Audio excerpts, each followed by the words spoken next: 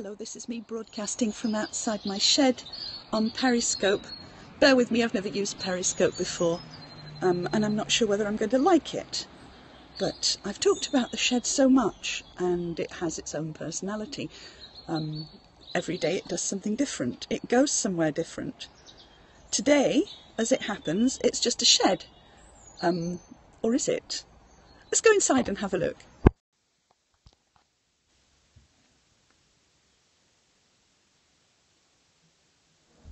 It's actually quite a posh shed.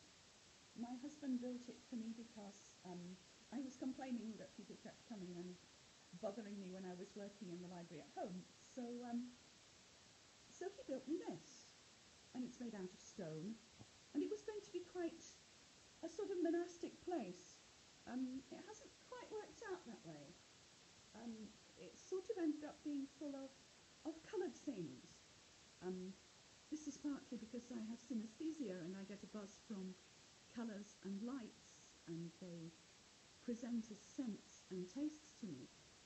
We'll have a little look at some of the things that are here, because some of you asked me on Twitter if I had any bric-a-brac, and if they had stories attached. Well, they all have stories attached, of course, but the most important thing about the shed is, of course, the tea station, which has many different types of tea and cake, and also my favourite coffee mugs, which are tea mugs actually, because I sort of run on tea, and if I didn't have any, then I wouldn't work at all.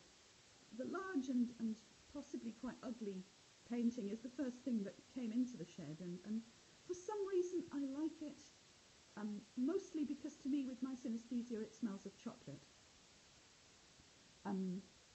This is the view from my shed. Some of you asked about this, and most of it is the garden and birds and foxes and badgers.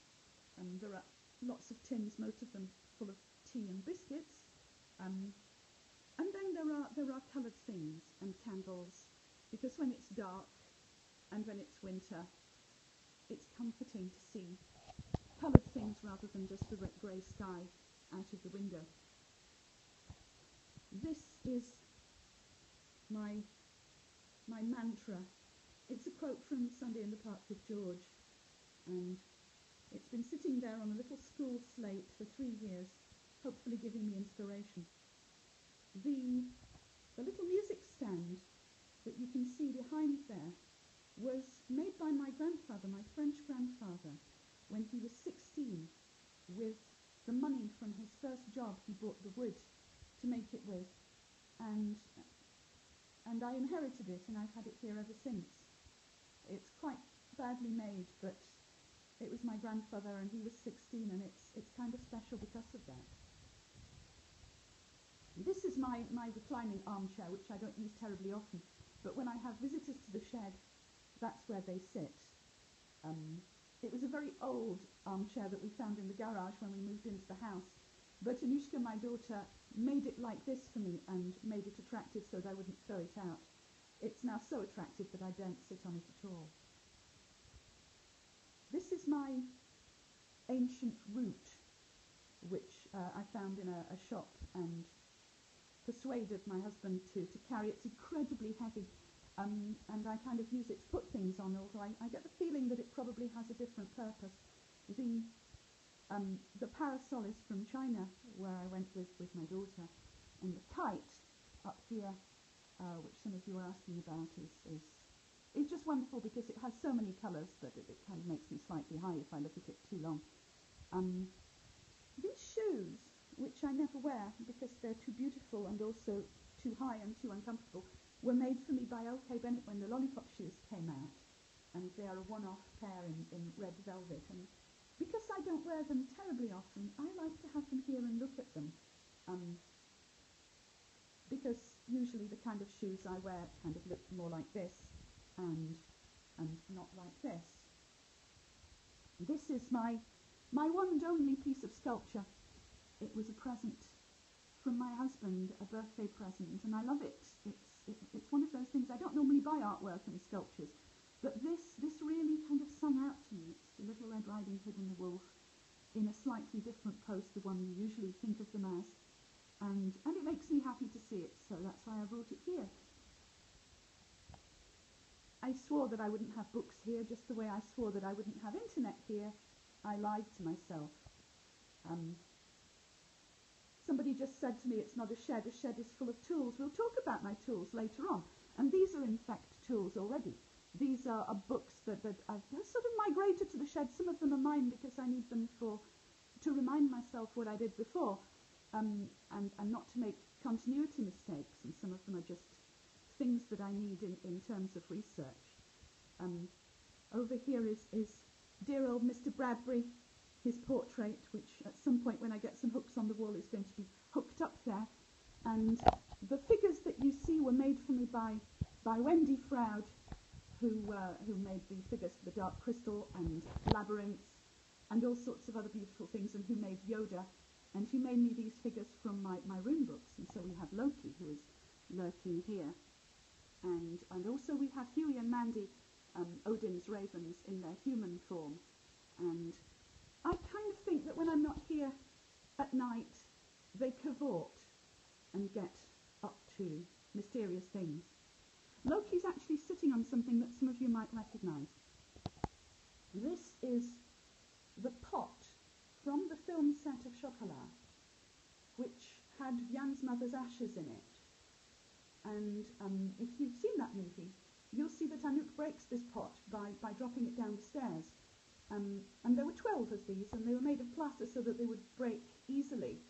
And Victoire Thivisol, who played Anouk, did this scene 11 times in all sorts of different ways, and finally decided to wrap it on the 11th. And so this is the one surviving pot that was not broken on the set of Chocolat. This is my desk, and this is where I work. You'll see that tea again has a fairly important role here. All the little glass things are just here to catch the light. It's not terribly sunny today, but I get a tremendous amount of joy when the sun comes through all these shining things and brings them to life and scatters rainbows all over the shed floor. But for the moment, I think you've probably seen enough. Unless you ask me a question about the shed, then I will do something else that I promised to do the other day, and I'll read from something that I'm writing, or at least trying to write and work on at the moment. Some of you have read my book, The Gospel of Loki, and I've been working on a sequel. You'd think it wouldn't be possible to actually do a sequel to something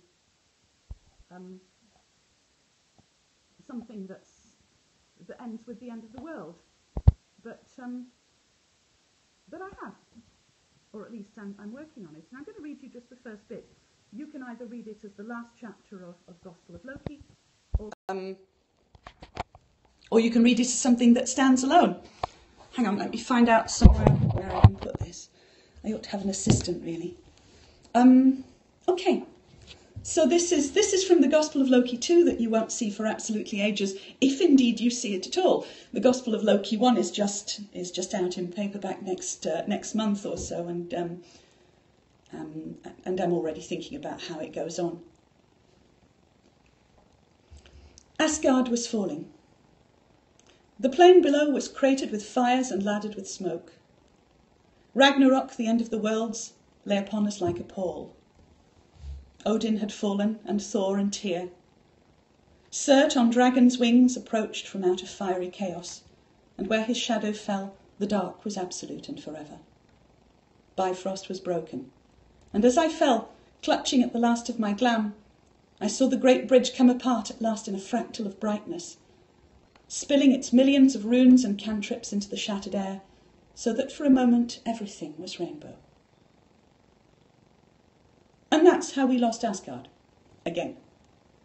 And what with being dead and everything, you might just want to cut me some slack. It isn't easy beating death, even when you're Loki. Besides, death wasn't the problem. Hell owed me a favour, and as I fell into the dark, I was already working out a scheme to talk her into redeeming it. No, the problem was chaos, the element into which I'd been born, and into which I would be reclaimed as soon as I left my corporeal form, and knowing the Lords of Chaos, I guessed my welcome wouldn't involve tea and little fairy cakes. Don't think I didn't have a plan. I always have a plan, but unfortunately my plan involved not lying broken on Ida's plane, and for that not to happen, I needed enough glam to assume a secondary aspect, preferably one with wings. The problem was I'd lost my glam the moment Cert's shadow had fallen on me, and so I fell and hit the ground, which turned out to be every bit as hard as it had looked from Bifrost. Ouch. Stop there for a moment. Take a second to contemplate the tragedy of my demise. The tragedy and the irony, because as I slipped into darkness, believing the worlds had ended, expecting to enter Hell's kingdom, or perhaps simply to disperse in a glorious trail of fire, I was cruelly snatched away at the moment of my dissolution, and thrown into the most terrible place imagined by god or demon, the Black Fortress of Neverworld, where the fun was just beginning. You see, that wasn't the end of the worlds. Turns out it was only the end of our world, the end of our little supremacy.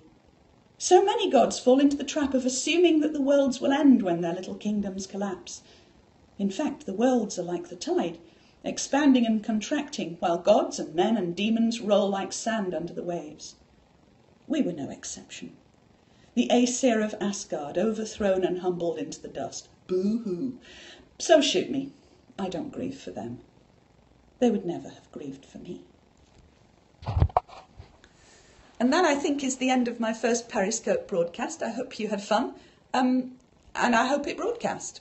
I will see you all on Twitter, where I am Joanne Chocolat, and for the moment I'll get back to work. Thank you for tuning in.